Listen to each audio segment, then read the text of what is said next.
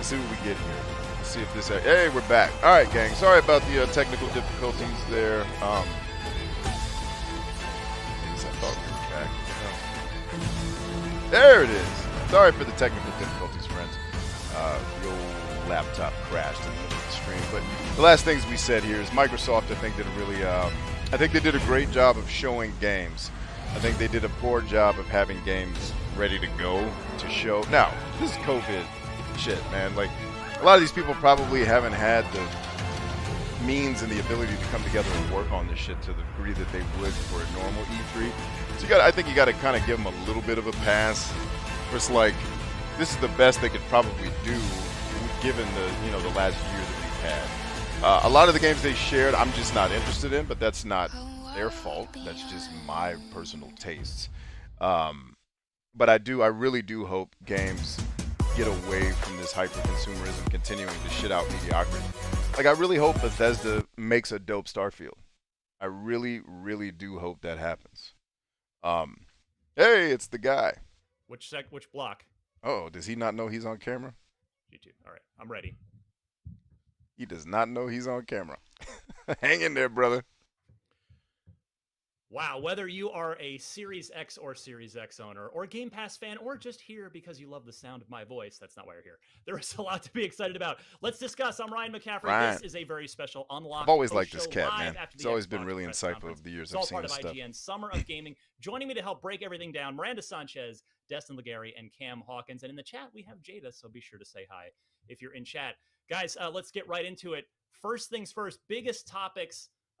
Let's go with games first before our overall thoughts of a very impressive showcase. Shit, Destin, that's go. where I turn it off. Yeah, wow. Okay. What a show. I really yeah, think impressive they hit all the beats showcase. that they needed to, but the one I was I can't most get there. impressed with was But Halo this shit ain't Infinite. for me, so They I did get it. exactly what I hoped they did. They showed off the engine. They told the story of Master Chief.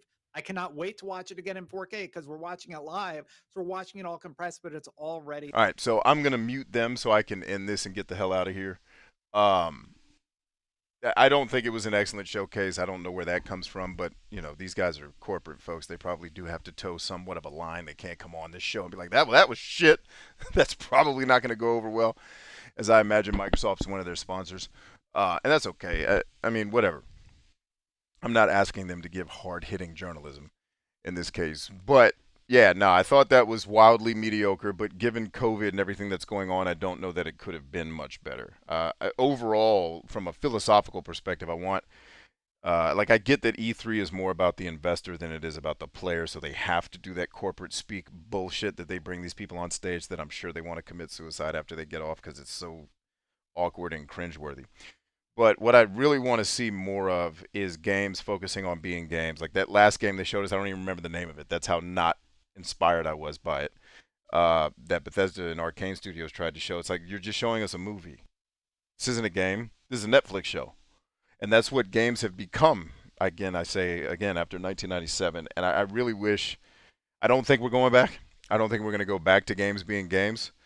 Thank God people like Hideo Kojima still exist. Thank God Obsidian Studios still exists. Thank God there's still indie developers making dope shit.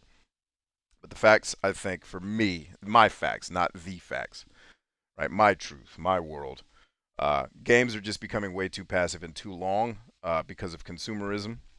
We have to keep putting out new shit that people want to play, and let's make it 700 hours long so they spend that much time in the game so that we can collect data on them so that we can sell them more stuff. I just think that model creates a world where video games become more about selling you new video games than actually giving you enjoyable experiences. And I think that's where we live in the world of games today. Fortunately, in that world, we still have developers and publishers who are putting out really dope shit.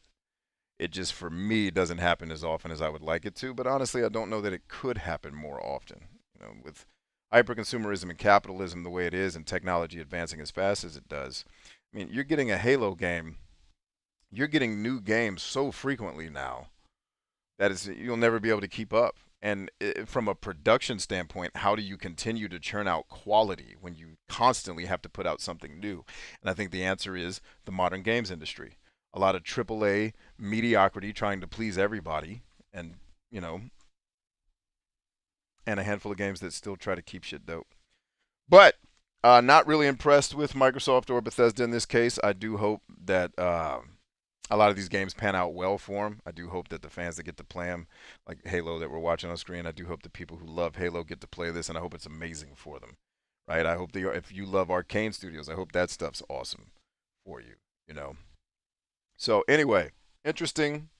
I'll say it's an interesting conference. Not particularly excited about anything that came out of it. Like I said, the announcement of the conference so far for me is that Ars Fatalis from the original Xbox is going to be playable on Game Pass, which I actually need to go check to see if that's available now.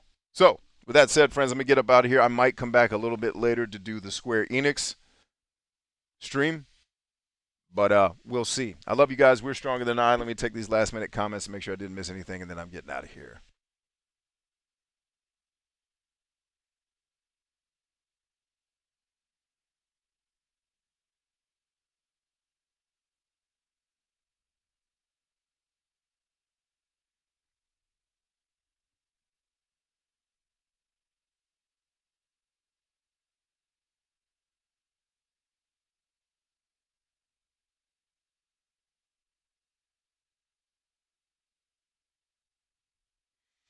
Word up, word up. So anyway, gang, thanks for being here. Thanks for hanging. I love you guys always. We are stronger than I, and I'll see you on the next one.